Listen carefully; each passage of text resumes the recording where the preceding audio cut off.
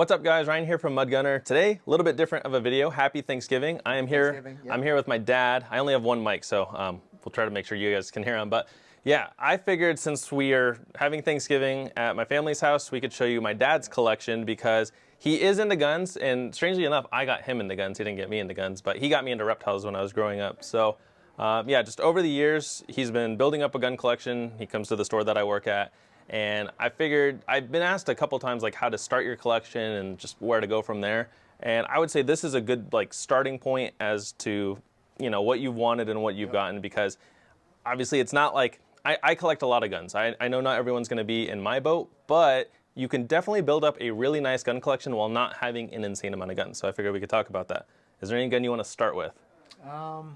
Oh, and this is Sammy, by the way. Yep. He's not Two Lamb from Ronin Arms. You'll have to look him up. In previous videos, someone's like, he looks like Ronin Arms. And I looked it up. I was like, yeah, you guys are kind of right. So he's a operator guy. But where do you want to start? Probably the AR-15. Okay. My first. So this choice. this one was before that one, right? Yeah. All right. So we'll start off with my dad's ARs. Now, this one is a build AR that he got through the store I work at. It's a Noveske lower, and it's got a Voltor upper, Midwest Industries rail. I forgot who makes your barrel. I don't know who makes the barrel. Oh, it's a Daniel Defense barrel. So this is a Daniel Defense barrel. I don't know off the top of my head. It might be like 11.5 inch. I can't tell exactly, but this came to the store I work at. Do you remember what you paid for it for just the gun? $1,000 for the gun? Yeah. So $1,000 for the gun, obviously family-friendly discount, but yeah, Noveske lower, Voltor upper, Midwest rail, Daniel Defense barrel. And then it's got some nickel bore and bolt carrier group. But my dad started out with a Smith & Wesson AR, and he wanted something nicer. I let him shoot my ARs when we go out, so he's always wanted like nicer stuff. And I recommend this to other people too, right? It depends on how much you're gonna shoot. If you're not gonna shoot like every month, or you're only gonna shoot a couple times a year, you don't necessarily need a high-end AR. So for the first couple years, you had a Smith & Wesson AR.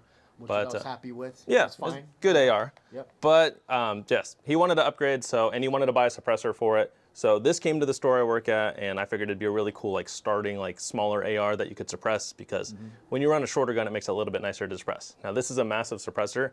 I figured if he's only going to get one rifle can to start, he should get something that's going to be pretty quiet. And I was curious how the Sandman L would run. So this is a Dead Air Sandman L.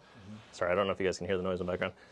This is a Dead Air Sandman L. It's just the full size of the Sandman S. And we did a side-by-side comparison video, and it's pretty nice. It shoots good. At some point, you've talked about wanting to get a 300 blackout, right? Absolutely. We can put that on it. That can on the 300 blackout also. Yeah, because this on a 300 blackout would be ridiculously quiet, but on this 11 or 12 inch AR, it's very manageable. He also has an Inforce WML light here. This is the 400 lumen. It's got an EOTech EXPS2 and then a Magpul sling. So pretty good, like not entry AR, but like starting AR if you want to get into, you know, the game and start running drills and stuff. And then he has a mag couple here, or he has a mag coupler here with 2 PMags. And then he wanted a Daniel Defense because that's been one of my favorite ARs over the course of time. And this one came into our store. This is a Daniel Defense V11 Pro. So it's an 18-inch barrel.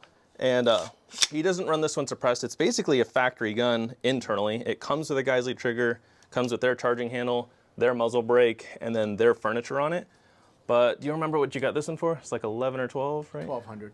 Yeah. But for a V11 Pro, that's a pretty good deal. We actually didn't get this to the store. I get this from a buddy of mine, huh? Yeah, through a... Yeah. So he got this from a buddy of mine, and I figured if you want to get a Daniel Defense for $1,200, it's not a bad way to start. Can't go wrong with that. Yeah, it's got Troy flip-up sights, EOTech 512, also running a Magpul sling. Any thoughts on it so far? Yeah, I love it. It just shoots amazing. Yeah. So, yep. Yeah, he comes out shooting with me a couple times a year, but yeah, just anytime we go out, just fun range, basically like fun range time, not necessarily like hardcore drill running or stuff like that, but yeah, just fun to shoot, and both of these are really good ARs for that. Where do you want to go next? One of my favorite, how about this, the PS90. Yeah, so here, let's move this over. I don't know how well you guys are gonna see everything, but my dad wanted a PS90. He liked mine. He also has a 5.7 in here, and he bought this case. This is from Case Club. They do really cool stuff. They do like these custom foam inserts. We got 5 PS90 mags up here. This holds a FN57 right here. Let me get it out. I don't even know. Did you have your mag loaded in here? Yeah. Probably do. But. So FN57, that's the Mark II. It fits in the foam nicely, and then Nice and snug. you also have a spot for a PS90. Now, the PS90 is disassembled, so it fits in there nicely, but these are so quick to assemble. So we got the upper right here. Yep. And then you got your bolt carrier group already in there, and you just push this right here, push it, and that's it. That's it. Ready to go. And then 5 mags, and yeah, very cool kit. Someone actually just sold one of these to our store, like this case, so I want to get one for mine because I have the PS90, I have the 5.7, and I think it'd be a really cool package. But yeah, fun gun, and trying to remember, what did you get this one for? I think around 12. Yeah, these have always gone up and down in price. I remember when I bought mine from my buddy. 1,000 back in the days. I remember I almost picked one up like for 900, and I should have picked one up then. This is one he was talking about for a long time. So there's times where you can get them cheaper, but obviously you just got to play it and yeah, jump on it when you can, guys, because these have been as high as $2,000, as low as 1,000. I got mine for about 1,000 from my buddy. But yeah, it's a fun gun. Super accurate, and it's hardly any recoil. So yeah, and this is just one. Gun. Yeah, this one he wanted just to have around, have for fun. Maybe not a home defense setup, but it could definitely be used for that. Especially with the case, like I like how small of the package it is. And just push this button, pops off. Stick that in there. Goes back in there, nice and snug. Yep. And then this case, so it also has a spot for 2 5.7 handgun mags. You can put one in the gun. And yeah, just a cool overall package. And I mean, you'll see some other stuff here too, but like this is a really cool, like, I don't want to say starter collection, right? Because there's obviously a lot of money here, but this is a good way, like if you buy 1 or 2 guns a year, you can build up a pretty nice collection. Just obviously save up and... I need room, I need a big safe. Yeah, storage is kind of like a big thing with this type of stuff because obviously it takes space. I recommend definitely doing a safe because yeah, you don't want to just out and about. This one you did not get from us, you got from someone else, right? I got it from a coworker at work. So he's looking to get rid of his Chris Vector, and I don't have any 45 caliber, so I thought, this is perfect. Yeah, so you got a Chris Vector here. This is the 5.5-inch barrel. He did buy a suppressor from our store. So this is a rugged Obsidian 45, and I'm jealous because I don't have this suppressor yet. This is like lefty tighty, righty loosey. Find the threads. There we go. So yeah, Chris Vector is a really fun gun to shoot suppressed. And basically everything he has here, he shot mine, and that's kind of what had him determine that he wanted it. Because I have a suppressed Chris Vector, I have the PS90, the 5.7, Daniel Defense ARs, other ARs. I'm actually jealous of his Noveske build here, but yeah, I'm also running a SIG Romeo 5 red dot on mine. And it's a very cool package. He's got a bunch of mags here loaded up. So yeah, 45 is a lot of fun. This is the only 45 you have, right? Yep. Yeah. But yeah, it's just a really cool sub gun. I actually just did a video of mine last night because I did a sub gun video. But yeah, Chris Vector is at the top of my list for a 45 sub gun. I want to get it in like 10 mil too. That'd be fun. But 9 mil, I think there's some other cool options. You've thought about getting a 9 mil sub gun too, right? Absolutely. Which one are you thinking? So many choices, but he's shot a couple of mine. I don't remember exactly which ones, but like the Scorpion. I think you've looked at the Scorpion before. I really like that. Yeah. But yeah, just trigger. yeah, Nice. everything you get, you got to think about ammo. You got to think about mags because the PS90 is proprietary mags. This is proprietary mags. You should actually get a Glock like 21 or 41, so you can use the Glock mags because that's the cool thing about the Vector is it just takes Glock mags. So oops, there we go. So that's the flush 13-round Glock mag, but then you could do the extendeds. What else we got here? We'll do your suppressed handgun. So you'll see he has a couple suppressors. He has the Dead Air Sam&L, which is a 30 cal. He's the rugged Obsidian 45. And then he has the CGS Kraken full size. So the Kraken was the one before the Mod 9, and it's a good suppressor. They were relatively inexpensive, like $400 or $500. I don't know current pricing on them, but he bought a HK VP9 Tactical because he wanted to suppress 9mm, and this one's really cool. So I like the CGS can. I run it on a lot of my sub guns, but it's also a great pistol can. So VP9 Tactical, and then he's running the Federal synthetic ammo. So this is 150 grain, moving at like 880, 890 feet per second. So it's extremely quiet through the VP9. What else? We have my uncle's gun here. So this is a really cool one, old school. This is an STI 2011, chambered in 357 SIG.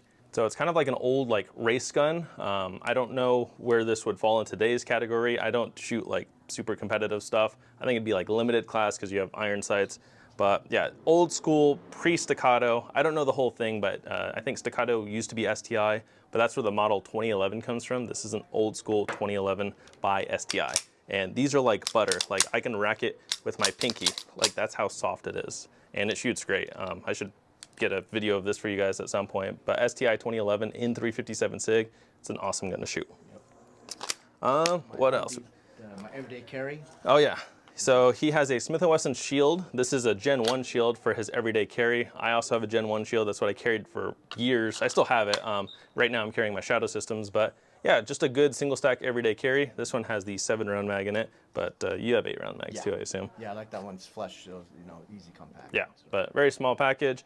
And then you want to grab your shotguns? Oh yeah. So last up, we got a couple shotguns here. He has the Mossberg 500 pistol grip shotgun. This one's a 20-inch barrel, so with it being a 20-inch barrel, you could do a stock for it as well, but he has another one with that. Just cool home defense style shotguns, so yeah, I like that one. And then I actually have the other matching shotgun to this at my house. This is a Remington 870 Magnum, and it's a police shotgun. It's got someone's badge number like engraved on there by hand, and yeah, this one's cool. We both got one of these. I swore, I thought his had the number on it because I think mine says like 07 or 05 in like red paint. But we used to get police trade-in lots of shotguns, ARs, handguns, and a lot of times they're numbered. So we would get these in like batches of 10, and I swore, I thought you said it, but it went like 1 through 10. And I think I got number 5 or number 7. Okay. But it's weird that this one's not marked at all. yeah, but it's clean. I would have, at the time, we would have chosen the best 2 out of the lot because some of these are pretty beat up. This one has some like finish wear right there, and it's obviously got nicks and stuff, but they shoot really good, and I like this. I use it as one of my home defense shotguns. Yep. But yeah, I mean, that's everything we have here. This is, again, a good, not starter collection, but just something you can build up to, and this is a reasonable thing to build up to, because when did you start buying guns? Few years ago. Like so 5 or 6, maybe more. So, I mean, in 5 or 6. Too crazy. Yeah. Just slowly, building a collection. Yeah, he has other hobbies too. I have other hobbies, so you got to kind of focus on what you want to do. But yeah, this is definitely feasible for, I guess, the average person that has a job, takes care of their bills and stuff. Absolutely. Like you can get some really cool guns and just have fun. And I mean, these are all built to withstand, I would assume, tens of thousands of rounds. So a lot of people buy ammo, buy mags, get training, and I mean, you can have a lot of fun with the guns you have. But yeah, I think that's where we want to leave it off. Again, happy Thanksgiving. Happy Thanksgiving, everyone. On a side note, if you guys have been following my channel, I got nominated for a Gundy Award, which the Gundies is kind of like the YouTube Oscars for gun tubers, and it'd be really cool if you guys vote for me. I am in the category for Breakout Creator of the Year, so just a fresh blood creator. And I think it'd be cool if you voted for me. It's from December 1st to December 15th. You can vote every day. If I make it in the top 5 nominations, I have a chance of winning. So if you come on, guys, go vote for Ryan. Yeah. He worked his butt off all year for his YouTube videos. Yeah. So I'm very proud of him. Thank you. Yeah, I've posted every day since December 13th of 2023. That's we're well over 300 videos at this point. I don't even know off the top of my head, but yeah, worked really hard this year. We are at 98,200 something subscribers right now, so we should be at 100,000 in a couple weeks. Hopefully. So yeah, so if I get that whatever the YouTube plaque is for 100K and then the Gundy Award, that'd be awesome. But happy Thanksgiving and stay tuned for my next video. Happy Thanksgiving, everyone.